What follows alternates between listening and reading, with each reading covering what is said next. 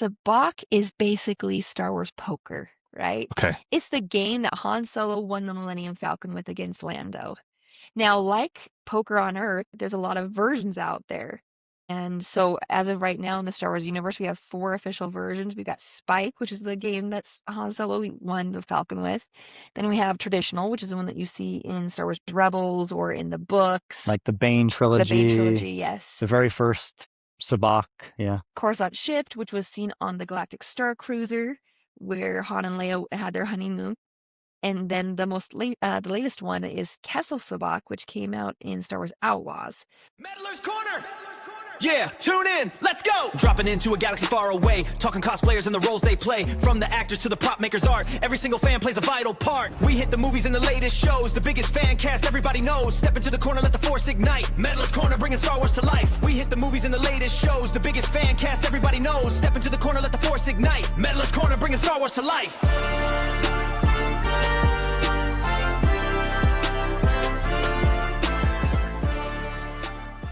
Hello, Meddlers, and welcome back to another episode of Meddler's Corner. I'm Donny Meddler. I'm here with two amazing humans, Mike and Emily from Hyperspace Props. How are y'all doing today, guys?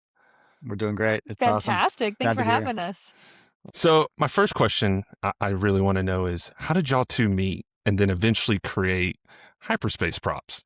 Yeah, I mean, we met in college, We did.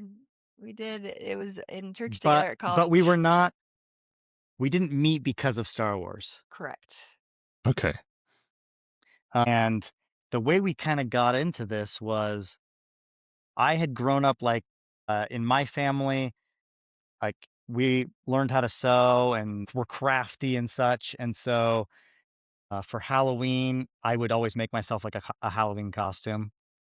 And so when I got married, I was like, hey, I do this thing.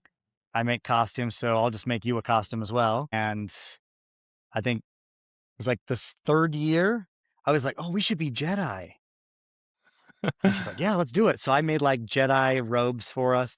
And I didn't realize it at the time, but like I was using patterns, and the patterns I was using was from the Rebel Legion. I didn't realize anything about the Rebel Legion. Okay. Didn't know anything about it, but I was using the CRLs from the Rebel Legion and the patterns on their forums to be able to make this stuff. And so we made these Halloween costumes. And I think we were talking with people and they're like, oh, you should go to a convention. And we're like, What's a convention? what's a convention? Because like we're in Idaho in the middle of nowhere. And so the closest convention to us is in a different state. Right. Mm-hmm. So we didn't know anything about this. And then we like went to the convention and we're like, oh, people do this. This is a thing. This is Yeah. people. There are people like me out there. Exactly. Yeah. And so we kind of got into it that way, where we went and they're like, you guys are already approved, right? And we're like, what are you I don't even know what you're talking. Like, what do you mean approved? And they're like, well, your costumes look already perfect. And I was like, I don't know. I just followed some online tutorials by some group called Rebel Legion. And they're like, so we got educated. we got educated into the whole world of conventions and costuming. And then we were both like, this is awesome. And so then over the next like 8 months, we promptly joined Rebel Legion, 501st, Mando Mercs. And then as we started building more and more intricate pieces, when we would go to conventions or we'd post online, people would be like, oh, what vendor did you use to like buy that? And I was just like, oh, I 3D modeled it and 3D printed it. And they're like, oh, well, can you 3D print me one and I'll pay for it and pay for shipping. And that's kind of how we got into the whole Just started growing and selling growing. stuff. Yeah, kind of accidentally. And that's just kind of how everything happened. Was we'd be interested in something like Emily was doing like a Jawa, and so she's like, I want sound effects. So we figured out how to make sound effect gloves. And then people were like, oh, can you make me one? And then I started getting really interested in playing like Pazak and Sabacc in person because I really loved the games. And so I started making the stuff, and then people were like, where'd you buy that set? I haven't been able to find one anywhere. And I was like, I just made it for myself. They're like, please, can you just make me one? So, yeah. And here we are. It Yeah. just keeps going now. It's an adventure. It is 100%. Y'all do also like, it's not just like, Sabacc within y'all's prop areas, even though a majority is Sabacc. Yeah. Yep. I do notice like when I shop through y'all's website or I've seen y'all at conventions, you do a lot with metal pieces. How did y'all get involved with metal, using metal? Yeah. I mean, basically the short version is I designed like I 3D modeled credits. Then I was like, oh, these are really cool. And then after playing them for a while, I was like, it'd be really cool if they were metal. That's the next step up. I mean, right? Right. And so we were like, can we do anything with metal? Like 3D printing's one thing. If I design something and 3D print it and no one buys it, I'm out. Not out I'm anything. out a couple bucks maximum usually, right? I'm Right. not actually out a ton of money. But metal, I can't just like make one metal coin. Like we do them in runs so that we can actually make them economically, because Mhm. anyone who knows anything about metal casting, like just the fact of creating a professionally made steel mold is very expensive. And so we have to be sure that A, everything's perfect, and B, people are actually interested in it. And so mostly we just got into it as kind of an experiment. And we wanted to try it out. And Yeah, we were just like, we wanted the metal. yeah, and so we wanted it to feel more real. Like that's kind of how we've always approached Star Wars is Uh-huh. we want to be in the universe as much as possible. And so anything we can make, create, anything we can do to make it more real for us, Uh-huh. and then in turn make it more real for other people and make people feel like this galaxy is a real galaxy that we're a part of. And so, yeah, that's kind of how we got into a lot of like the more sophisticated props, is just wanting like the quest to make it even more and more real. Because Yeah. it's always fine when you've got the 3D printed version, but there's nothing quite like the solid metal version. Yeah. When you pick it Right. up, when you hear it, you feel the get in that cold. pot. So So y'all both do an excellent job of, when you're at a convention, bringing people into the world, making them feel like they're a part of the world. Emily, where did y'all come up with that? Was that just both of y'all together, or was it like, hey, we want to up our game and this is what we want to do? So what was y'all's decision making on that and bringing the world to the convention? So it was both of us coming together trying to figure out, like, obviously we want to try and make some money so we can keep doing these things and making these things. But the biggest thing was we wanted just to make it a real world experience, and you don't just have shops without cantinas, right? Yeah. Yeah. Cantinas are a staple in Star Wars. Uh-huh. So that was what started it, is we just wanted a community space where people could come in and just learn the game and just play and forget about the outside world for a few minutes right there. So just built a table, I built a character, and started teaching Sabak. yeah, we just wanted people to like whether they buy anything or not, we want them to leave our little area saying like, that was an amazing experience. I felt like I was in Star Wars, or felt like I was in Galaxy's Edge. Like that's the only thing we care about. If they have that good experience, then I mean that's really what Star Wars is all about. It's having this camaraderie between everybody. And so that's what we try and focus on, is regardless, they can have this really fun experience where they're like, I don't know what Sabak was, but I had a good time and I felt like I was in the Yeah. universe. And now we've got this huge community where hundreds of other people as well are just building their own cantinas and their own tables, and just saying, hey, if you can, come in costume. If not, that's fine, just come anyway. And then they just have a little mini Star Wars night, and they're playing like Landos across the table with them. And Yeah. it's great. It was definitely y'all that gave us the inspiration for our squad in Amarillo, Lubbock area. When we had a con a couple months back at Lubbock Con, we built our own little Sabak experience area, Awesome. and it was totally just from inspiration from y'all and everything that y'all done. Because that RebelCon in 25, I think it was the second RebelCon. That Yeah, was Rebels my Con too, that was yeah. my first like ultimate Star Wars convention. I've been to other That's a good big, first larger one to go to. It is, yeah. I know. It's really It good. was because I've been to other larger conventions, but this one was just solely Star Wars, and I felt like I was a kid in the candy Everyone's part of the store. same family there. That's the fun part. And y'all just brought, and I'd never seen anything like it. Y'all just brought this world of Star Wars, the world of Sabak, this game. What could have been so simple as just setting up tables and playing a game. Y'all Yeah. took it to a whole new level, and it was so incredible. And I just kept watching. Like y'all had there was a guy dressed up as Lando over there. You had like your own smugglers over there. I was like, man, Yeah. this is so cool. Yeah. And you could be a part of it too.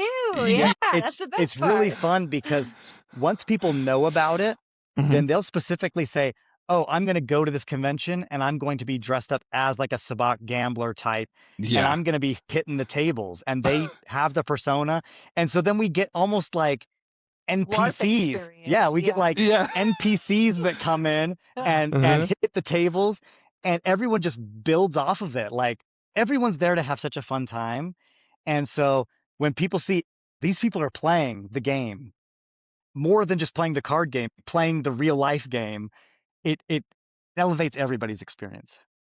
My God. So one question too, when it comes to your props, Star Wars has this like idea of when it comes to a prop, it looks like it's been through, a battle. It looks like it's sat through time. Because there's a few cosplayers that watch this channel, and a lot of us are either in the 501st, Rebel Legion, Dark Empire, or some cosplay for fun. What do y'all do as far as weathering, or what tips can y'all share when it comes to weathering, yeah. Metal, plastic? I want to grab that cam, Tona. No, grab the 332nd right there. We love weathering. The more weathering, the better, right? Okay. All right. Fantastic, man. That is so cool. You can see the weathering on here. Okay. So this is actually one of our display pieces for some new product lines we're doing. We're doing resin cast helmets, and we're doing cool. And more than just resin cast helmets. They're not gonna you're not gonna get like a kit. You're gonna get kind of like a finished piece that's ready for paint. You get Okay. all like the visor ready to go, the helmet padding, and so and it ships in like 3 to 5 days. Because there's so many people, there's so many vendors who are like, you buy a helmet and then a year later you hope you got it. Mm-hmm. And so Or you we're just even gonna hope like you Yeah. or you even hope get that it to be anything, yeah. that you get anything. I know. So So sad. I want to try and fix that by having really high quality resin Quick stuff turn. that's very quick for people to finish. Because I know a Wow. lot of people, they get the kit and they're like, I don't even know where to start. And then it just sits under the bed. Well, I'm getting to that. Okay. This is my ad read right now. So yeah, so that's something we're doing. So this is one of our display pieces, but I'll tell you one of my tricks. The biggest thing. So just real quick about the paint job. Bite spray paint rattle can. This is a custom orange I mixed. This is with 50-cent, 2 bottles of 50-cent paint from Walmart. Okay. Apple Barrel brand, the highest quality crappy acrylic. Because I found that it doesn't matter a lot with colors like this. What I spend my money on is the weathering paints. Okay. What do you do? Is it more like a dry brush effect, or is it like a watered down? Because I know like some people have dry brush. Some people use like a watered down acrylic system. So for metallic stuff, I do a lot of dry brushing. Okay. This I usually don't even water this down. I use a really thick bodied acrylic. Okay. And it's a very high quality acrylic that gives an oil type look. So if you see, like, it looks like it's stained. Yeah. And so I get the oil type paint effect without having to wait forever for the oil to dry. Okay. But you can see. So are you doing like a dry brush effect, or are you usually just like painting it and wiping off? I'm usually painting and wiping off, or sometimes I'll just paint exclusively with like a paper towel. Okay. I see what you're saying. Now, but I find that having a really good assortment of, I usually use about 6 different colors for weathering. Okay. Like your burnt umber, raw sienna. Okay. Just like the standard ones that most people always say. So gotcha. Okay. Yeah. So when it comes to metal pieces, so you have resin pieces, you have 3D pieces. When it comes to metal pieces, what are your tips and tricks when it gets to weathering to make even, let's say if it is a resin piece or a 3D printed piece, what can you do to make it look metal? Yeah. This is something that I've got decently good at. When I have props on my table at a convention, people will pick some of the props up thinking it's metal, and they'll be like, oh, I thought it was metal. Yeah. Usually what I found works really well for that is using an extremely bright chrome spray paint. I usually use rattle cans for everything if I'm spraying because I don't like cleaning. I don't like cleaning airbrushes. I'm too impatient to clean stuff. I'm lucky if it gets put away in the right spot. So Feel I that. like I mean I know my faults, but so I usually use a really bright chrome, and then I'll do, depending on the piece, I'll do a weathering pass on it, either like a heavier or a lighter pass. And then it's done. I don't do any clear coating or anything because usually clear coating always dulls the metallic finish. Okay. And so I just do chrome, and so I'm like finishing a blaster right now for my son. I do a layer of super chrome, as chromy as I can get it, just so it's super metallic looking, and then a weathering pass of the same. And then for weathering, a lot of times you do like iron powder and make it into rust as well, and you Yeah, literally apply rust to it it. depends on the piece, but yeah, I'll like use Elmer's glue and like iron powder, and then with like I have like a spray bottle that has like hydrogen peroxide, Turn and it into rust. yeah, Oh my God. so yeah, So, it just depends on the look I'm going for, but do you have a favorite material that y'all like working with? Either is it metal or is it, resin? Of course. You like I 3D printing I stuff. like resin when it's done. I love Okay. resin when it's done. Like when the resin cast is done, I Mhm. love that. It's so easy to finish. That's one thing why I like resin helmets over 3D printed helmets, because in order to finish, like I can go from part A and part B of resin Uh-huh. to a 100% perfect helmet in like 6 hours, completely done. Okay. Whereas 3D printing, I'm spending 6 hours just on sanding. Yeah. Sanding committee. Yeah, Yes. and then printing, of course, takes a lot longer. Even if Mm-hmm. you've got like fast printers like we do, it still takes a lot longer than like a resin casts. But when it comes right down to it, I do a ton of 3D Yeah. printing. And that's I'm why I don't get always into it, because I don't have Yeah, the patience to I'm always finishing 3D prints. That's just the world I live in. But I do really like finishing resin pieces. But it's all the setup, and if you spill resin, there's a whole problems and making the molds. Yeah. Okay. I'm enjoying the fabric or the foam. It's been interesting, like getting more into like the furs with the soft parts, because Okay. that got messy. But I had to like shave it all down. That was a fun thing to learn with that. But yeah, it's just all of it together is just it's just Yeah. different materials for different We try and purposes. like be able to complement each other so that Okay. we can work together on stuff. Seems to work pretty well that So if way. we're working on a costume, like usually we're working together on a costume for Emily, and then we'll sit down and look at it, and she's like, okay, these are all hard parts. Okay, I'll take care of those. And then I know how to sew as well. So if she needs help on different soft parts or bounce ideas, then she can bounce ideas. But we usually like to split up to, and then we can, It works pretty well. yeah, work out things a lot faster. Wow. Wow. So I know y'all are partnered with Sabak for charity, and y'all do so much with Sabak. So can you take us through like maybe a 2-minute spiel for a beginner like me who doesn't know what Sabak is? What is Sabak? Sabacc is basically Star Wars poker, right? Okay. It's the game that Han Solo won the Millennium Falcon with against Lando. Now, Okay. like poker on Earth, there's a lot of versions out there. Mm-hmm. And so, as of right now in the Star Wars universe, we have 4 official versions. We've got Spike, which is the game that's Han Solo won the Falcon with. Then we have Traditional, which is the one that you see in Star Wars Rebels or in the books. Like the Bane The Bane trilogy, trilogy, yes. the very Okay. first Sabacc. Yeah. Coruscant Shift, which was seen on the Galactic Star Cruiser, where Han and Leia had their honeymoon.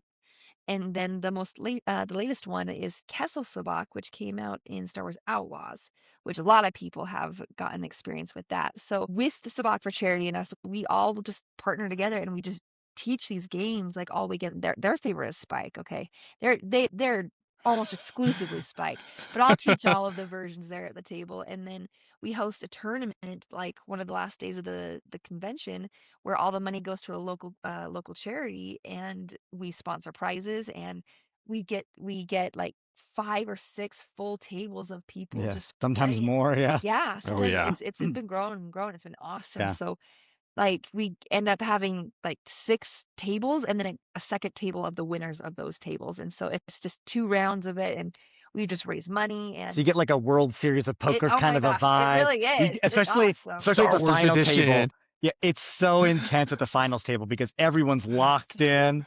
Yeah. Yeah, it's it's really That's fun. one of my favorite days of the convention, is just that hour right there. Yeah. So is it? I've heard multiple philosophies on, Sabacc. Is it like 21, or is it like, where you're trying to build the Depends on the 5 version card? you're Oh, going it depends for, upon the right? version. Yeah. Oh So my gosh. Coruscant Shift is like 5 card. Yes. Traditional is more like 21. Okay. And then Spike is a little bit different, and No. Castle's completely different. Yes, Castle's completely Yeah. different. So there's just like all the different versions of poker. There's a version for you in Sabacc. The 3 old versions, there's active gambling and betting involved. In Kessel, it's just a wager placed at the beginning of the game that you're playing for. So Kessel's probably the most different out of all of them. It's very different, yeah. But it still has the same concept of the cards that you're trying to get to. Like Kessel, you're going for the lowest pair. Spike, you're trying to get closest to 0. Traditional, you're trying to get closest to 23. And then Coruscant Shift, it changes on the dice. So it's just all, it's great. Do y'all have like a favorite style? Do you have your own, like, What's your favorite I now? feel like I am confident in this component? Oh, well, I'm confident in all of them. Yeah, she's really good at all of them. Nice. I have to say Kessel, because Okay. that's the only one that I'm more confident than she is. Okay, yeah, you're more confident. Otherwise, actually she's way playing better at all of them. Kessel. Because most of the time at conventions, I'm like working the booth, helping people out, answering questions. Yeah, and then Emily's actually teaching and actually playing a lot more than I am. But Uh-huh. I do get the question of like, what's the best one for beginners, or like, and I'm like, it really doesn't matter. It's just like what's your style that you like to play, or what's your favorite season of Star Wars? And Because then you go into that. because we always That's have so people cool. who That is were so like, cool. oh, I tried to learn Sabacc once, but it was super confusing. Yeah. And then we'll show them a different variation, which a lot of people will say, oh, that one's the confusing one. And they're like, oh, yeah, that one's so clear. Like sometimes just one of the versions just clicks with you. Yeah. And it just makes sense to you. And then you're like, yeah, this is great. My Well, favorite is traditional, but I do like all of them. So Emily, I totally love what you just said. It's what version of Star Wars or what episode do you love? Like, that's totally cool. I would have never looked at it like that. That's the biggest thing that we ask. Like people are like, I don't know what credit to get. it's like, well, And what's we your say, favorite Star Wars? Yeah, like what era of Star Wars do you like? And That's so cool. if you really like The Mandalorian, then the New Republic stuff is all over The Mandalorian. And that might be a good fit for you if that's what you really love. Or if you really love like the Clone Wars or that, like we just try and connect. That'd be First Order or like Empire. We just try and connect with them, whatever they love in Star Wars, because there's plenty of people who always want to talk about what they hate about Star Wars or whatever. Oh yeah. We always are like, well, what do you love? What's your favorite? Yeah, what are you passionate about in Star Wars? And let's build those bridges and connect it to the greater galaxy. So that's so cool. And I mean, to be clear, and for all the listeners out there, you make all the props. There's no distribution, correct? Of like materials. there's no like you're not gonna get on Amazon and find the same credits on Amazon. Mhm. Yeah. Totally. It's just us. If you want this stuff, we're the only people who make it. There are people who make similar type of stuff, but usually most of them are like really small, more like tokeny type stuff. Yep. Whereas we are like specifically screen accurate. So I can show off these so guys. Cool. So do you have the screen use stuff? I don't know where anything's at. Okay. So it's May 4th right now. Yeah. So it's madness for us. So for May 4th specifically, we're launching these guys, which are the Canto Byte currencies from The Last Jedi, and they're also from Star Wars Outlaws. Now, these ones in particular, I always have some sort of lineage to our credits, whether that be I work with the actor on set or the graphic designer. There's some sort of lineage to make sure that I'm not just making stuff up, that it's actually accurate, right? Accurate. These ones, I was lucky enough to get a full set of the bronze, silver, and gold from The Last Jedi, and I have them in my house, and that's what we used to make sure that they were perfectly screen accurate. And these are very big coins, and they've got a lot of fun detail on them. Yeah, it's incredible. But that's how that's just how it goes. So a lot of these coins. That's also just a testament. It's just a testament to y'all's work, because it's like you're doing everything casting, but not one cast is going to be the same. And so That is so cool. Yeah. My So gosh, I'm totally geeking out right now. I'm like, that's so a cool. lot of the coins, we end up working on them for 6, 8 months, a year. I mean, this one, we were working on it for 2 years because we really wanted to make sure the most important thing about these credits is that they come together and latch together. Yeah, okay. And then not only that, there's a secondary Because that's latching. the best feature you see in Yeah, they Last latch Jedi. onto the bigger ones as well Oh and my perfectly inset. And so there's details like that yeah. that don't necessarily come across on screen. And unless you're like No. actually living with these credits for a long Mhm. time. So like, here's some early like resin print blanks to where we can figure out, hey, What's is the the action exact- working? Yeah. Does it seem like it would work? And so Wow. like there's a whole process of going through just to make sure that everything is perfect, because it really does have to be perfect before we go into like the steel mold making. Otherwise, we're going to run into It's just not a good. lot of issues. Yeah. Oh man, So. that just makes like what y'all bring to the world even cooler. It's like you're bringing the set with you, and so like Yeah. I just learned that Pretty just now much, yeah. from y'all. I It's mean, like that's what we try and do. We always try and bring Star Wars into real life. wow, that's so cool. And I mean, testament to y'all. Kudos to y'all on that's total craftsmanship, and I love that stuff. And man, I think you just need to make y'all's own little like those HGTV little like you have the smooth music in the background or you're just vibing to, and then y'all just making all the parts. You got to watch her right Live here. It's stream me. it all. Yeah, there you go. But man, I love that stuff. And, the attention to detail that you were talking about, how it stacks and how it can be played, how it can be held in the hand. Just, oh my gosh, that's totally incredible. Y'all do some amazing work. Amazing work. Thank you. Is there anything that new y'all are going to be bringing to Rebel Scum Con as far as like either the experience? I know you just Rebel talked about those Scum Con coins. is in August. It is, and we should have at least one new thing for August, but I don't know. I don't even know. The way my brain works is whatever the next thing I have to do, that's where my brain's at. So the only thing I'm thinking is May 4th, May 4th, May 4th. Apparently it's some big Star Wars holiday. Yeah, apparently. It's only like the craziest day of the year for us.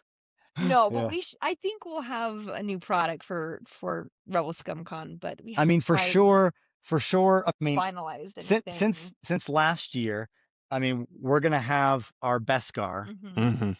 which are amazing. Yeah. That is a So newer. the Beskar, and then of course the Canto. Canto Bite credits that I had just mentioned. Yeah. But I mean, the way we work, we always are working on New projects. I don't know. Like usually we have like 5 to 8 projects in various stages of juggling, just so we can keep a constant like cadence of just creating new things. And so the only reason why we're able to do that is because we have like a loot box membership. Yep. Where if we just ran like a normal business with customers coming and going randomly, then it's really hard for us to sink a lot of money on a new coin design, because we're like, I don't know if anyone sell. wants to buy it or anything. Okay. But the way our loot box membership works is it's like a little subscription, and then you just get all of our newest stuff first. You get the sneak peeks, you get live streams, and because we know every month these people, our members, are going to support us, then we can take risks on more obscure coins or new card decks, weird projects, because we talk to them about it, and they say, yeah, we love it. And so we say, okay, we'll make it for you. And then if other people like it, then that's the that's only even way better. that we're able to survive and make new stuff. Otherwise, it would take us a lot longer to be able to do that. Yeah, otherwise it's a lot riskier. Yeah. So. Okay. Well, is there anywhere where the people can find you? I know we have y'all on Instagram, but where else can people go to find y'all? We're at hyperspaceprops.com. That's our website. But then the membership is hyperspaceprops.com/membership. That's the easy way to find that.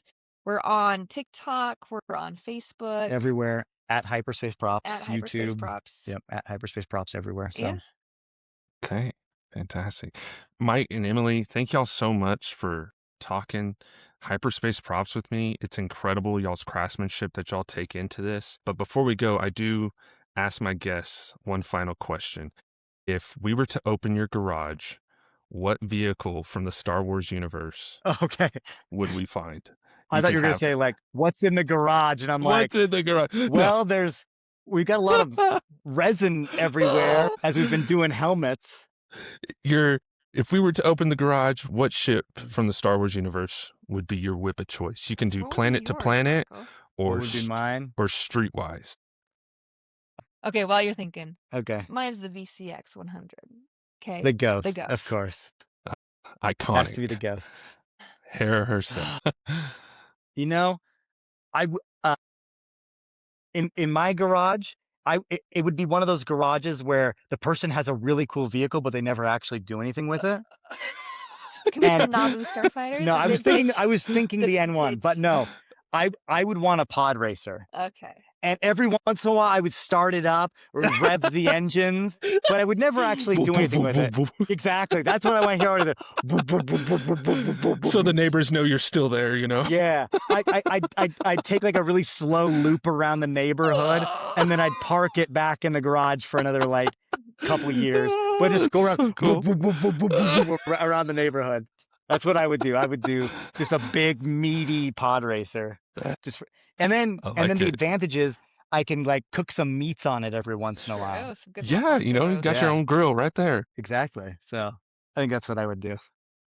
Mike and Emily, thank y'all so much for joining me. It's incredible the work that y'all do. I always look forward to seeing y'all at any big convention that y'all attend, and I'm looking so forward to seeing y'all at Rebel Scum Con here at Frisco in August. I'm so excited for that, and I will definitely be by to finally learn how to play Sabacc. You have to. You have to. It's sold.